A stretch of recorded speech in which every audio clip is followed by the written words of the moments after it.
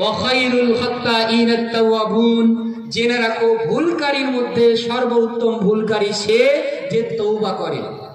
Suppose মেনে নিলাম আমি কমিটিতে ছিলাম, কমিটিতে থেকে আমাকে গ্রামের লোক পছন্দ করছে না, আমার উপর বিভিন্ন রকম তকমা লাগাচ্ছে যে আমি হিসাব নিকাশ ঠিক মতো দিই না, আমি সমাজের পয়সা চুরি করে খাই, ইত্যাদি ইত্যাদি আমার উপরে তারা ইনজাম লাগাচ্ছে। যদি কেউ লাগায় আর বাস্তবে যদি আমি করে থাকি আর যদি না করি, এখানে দুটি বিষয়। এক, যদি আমি বাস্তবে অপরাধী হই তাহলে কি করব? অপরাধ করেছি, সমাজের সামনে ক্ষমা চাইব। আমার যে হিসাব নিকাশ আছে সমাজের কাছে আমি বুঝিয়ে দিব যে ভাই তোমরা যে আমার উপর ইলজাম লাগাচ্ছ, আমার উপরে যে তোমরা অপবাদ দিচ্ছ, দেখো তোমার কাছে আমি 18 বছর যাবত ছিলাম, দেখো আমি পাই টু পাই তোমাকে হিসাব শুনিয়ে দিচ্ছি, আমি কোথায় অপরাধ করেছি বলো। আপনি বলবেন, এটা আপনার ইখতিয়ার আছে, এটা আপনার খেয়াল আছে, এটা আপনার সমাজ থেকে আপনার একটা অনুমোদন পত্র আছে যে আপনাকে দিতে হবে হিসাব। আপনি আছেন, ভুল ঠিক যেটাই হোক সমাজের লোক যদি না চায় জোর জবরদস্তি ভাবে থাকা যাবে না। সমাজের লোক যাকে চাইবে সেই বসবে, কিন্তু এই বলে এই নয় যে সমাজের লোক একজনকে তাড়িয়ে দিয়ে সেখানে আবার বেনামাজিকে এনে বসাবে, এটা তো নয়। আল্লাহ তাআলা বলছেন ইন্নামা ইয়ামুরু মাসাজিদাল্লাহ, জেনে রাখো নিশ্চয় যারা মসজিদের আবাদ করবে তারা কারা হবে একবার জেনে রাখো। আল্লাহ তাআলা বলছেন ইন্নামা ইয়ামুরু মাসাজিদাল্লাহ মান আমানা বিল্লাহ ওয়াল ইয়াউমিল আখির।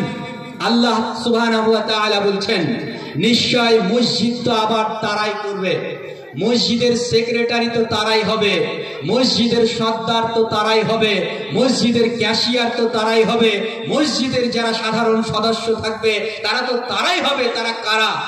আল্লাহ তাআলা বলছেন মান আমানা বিল্লাহ, মান আমানা বিল্লাহ, যারা আল্লাহর উপর ঈমান আনে, যারা আল্লাহকে বিশ্বাস করে, আল্লাহর কথার উপর অটল থাকে।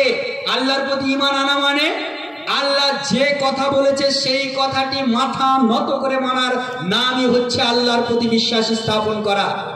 আল্লাহ বলেছে সালাত আদায় করতে, আপনি যদি সালাত আদায় না করেন তাহলে তো আপনি আল্লাহকে মানলেন না, আল্লাহর উপর ঈমান আনলেন না।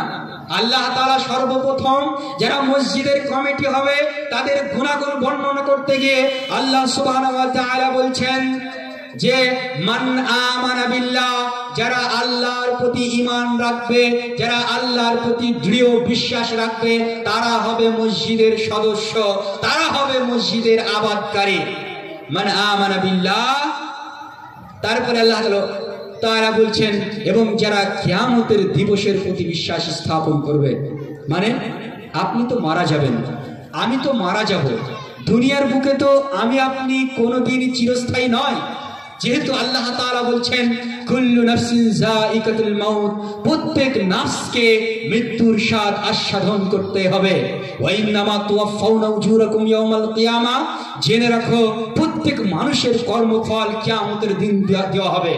আল্লাহ সুবহানাহু ওয়া তাআলা বলছেন ওয়া ইন্নামা তুওয়াফাউনা উজুরাকুম ইয়াওমাল কিয়ামা, আমি আপনি আজ এই মসজিদ কেন্দ্রিক যে ঝামেলায় জড়িয়ে পড়েছি সেই ঝামেলার ফল আপনাকে আমাকে কিয়ামতের দিন পোহাতে হবে, সেটা আল্লাহ সুবহানাহু ওয়া তাআলা বলছেন। ফামান যুহজিহা আনিন নার, জেনে রাখো এই যে হিসাব নিকাশ নেওয়া হবে, নেওয়ার পর ফামান যুহজিহা আনিন নার, যে ব্যক্তিকে জাহান্নাম থেকে পরিত্রাণ দেওয়া হবে, ওয়া উদখিলাল জান্নাহ, এবং জান্নাতের সার্টিফিকেট দেওয়া হবে, জান্নাতে প্রবেশ করানো হবে, ফাকাদ ফাজ, সেই প্রকৃত সাফল্য ব্যক্তি। আমাকে আপনাকে যদি মসজিদের যে কোনো সদস্য হতে হয়, মসজিদ যদি আবাদ করতে হয়, মসজিদের যে কোনো আপনাকে যে কোনো পদে থাকতে হয়, আপনার প্রথম নম্বর গুণ হবে ইন্নামা ইয়ামুরু মাসাজিদাল্লাহ মান আমানা বিল্লাহি ওয়াল ইয়াউমিল আখির, আপনাকে আল্লাহর প্রতি ঈমান আনতে হবে, আখিরাতের প্রতি ঈমান আনতে হবে। তারপরে ওয়া ইকামিস সালাহ, সালাত প্রতিষ্ঠিত করতে হবে, সালাত কায়েম করতে হবে। বেনামাজি যতই বড়ই টাকাওয়ালা হোক না কেন, একজনের কোটি কোটি টাকা ব্যাংক ব্যালেন্স আছে, আপনার এখতিয়ার নেই, বা ইসলাম ধর্ম আপনাকে বলেনি যে টাকাওয়ালাকে তুমি মসজিদের সেক্রেটারি বানাও, এটা ইসলাম আপনাকে অনুমতি দেননি।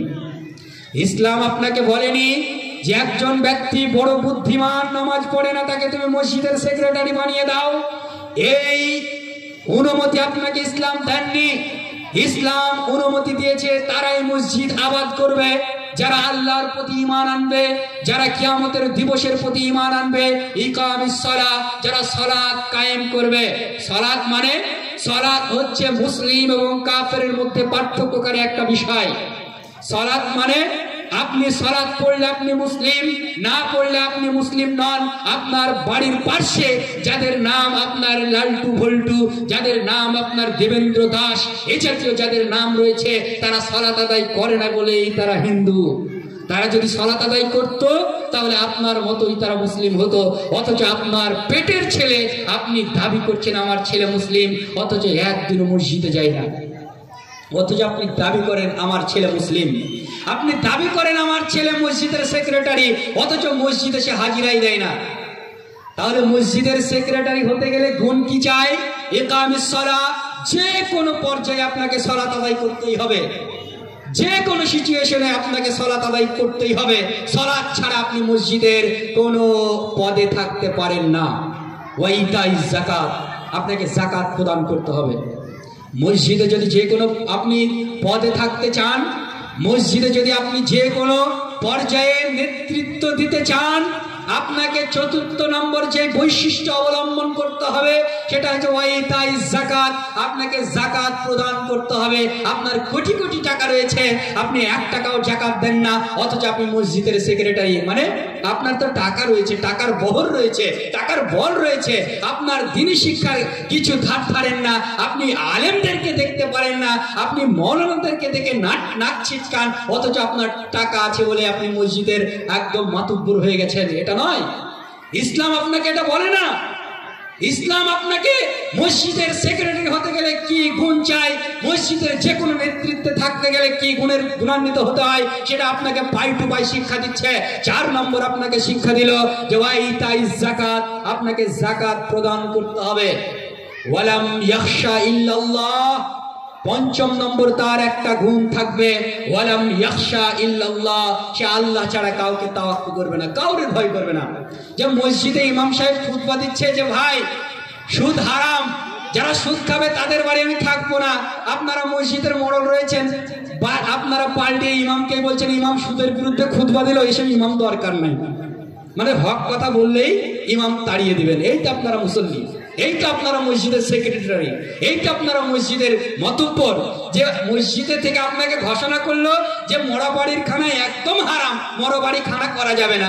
আপনারা মসজিদের ভালো ভালো মুসল্লি রয়েছেন, ভালো ভালো মসজিদের পদ দখল করে বসে আছেন, আপনারা বসে আপনারা একটা হিসাব নিকাশ করছেন যে মৌলানা সাহেব বললেই হবে। যদি না করি সমাজের উপর কত বড় চাপ আসবে সেটা একবার ভেবে দেখেছো? আল্লাহ তাআলা বলেন ওয়ালাম ইয়াখশা ইল্লাল্লাহ, তারা কাউরে চাপের ভয় করবে না, কাউরির কথার ভয় করবে না, তারা লাঠির ভয় করবে না, তারা কোনো কিছুর ভয় করবে না, তারা একমাত্র আল্লাহকে ভয় করবে। আল্লাহকে ভয় করে তারা মসজিদ চালাবে, যেটা হক সেটা মসজিদের প্রতিষ্ঠিত করবে, যেটা বাতিল সেটা মসজিদ থেকে দূরীভূত করবে। তারাই তো হবে মসজিদের সেক্রেটারি। বলেন আপনার মসজিদের সেক্রেটারি কে আছে? মসজিদের সদস্যরা কারা আছে? মসজিদের ক্যাশিয়ার কে আছে? যার টাকা আছে সেই। আপনার এখানে না হতে পারে, এগুলো হয় বাস্তব, এগুলো চলছে। যার টাকার বহর রয়েছে সেই সব মরণ। আমাকে টাইম দেওয়া হয়েছিল 15 মিনিট, 15 মিনিট প্রায় শেষ। আপনাকে আবারও বলছি, আল্লাহ সুবহানাহু ওয়া তাআলা আমাকে আপনাকে তৈরি করেছেন মুসলিম রূপে, মানুষ রূপে তৈরি করেছেন।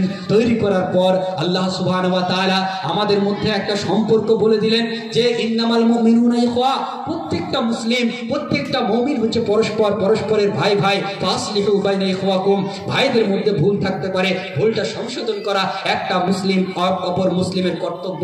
এজন্যই তো রাসূলুল্লাহ সাল্লাল্লাহু আলাইহি সাল্লাম বলেছেন একজন মুসলিম অপর মুসলিমের আয়না স্বরূপ। আয়না মানে আপনার মুখে এই জায়গায় কোনো কালি লেগে আছে, আপনি যখনই আয়নার সামনে দাঁড়াবেন আয়না আপনাকে বলে দেবে যে তোর গালে কালি আছে। আপনি আয়নার সামনে দাঁড়াবেন, আপনার আয়না চট করে দেখিয়ে দেবে যে তোমার একটা চোখে নোংরা রয়েছে। আল্লাহর নবী সাল্লাল্লাহু আলাইহি সাল্লাম সেটাই বললেন যে একজন মুসলিম অপর মুসলিমের কাছে তো আয়না স্বরূপ।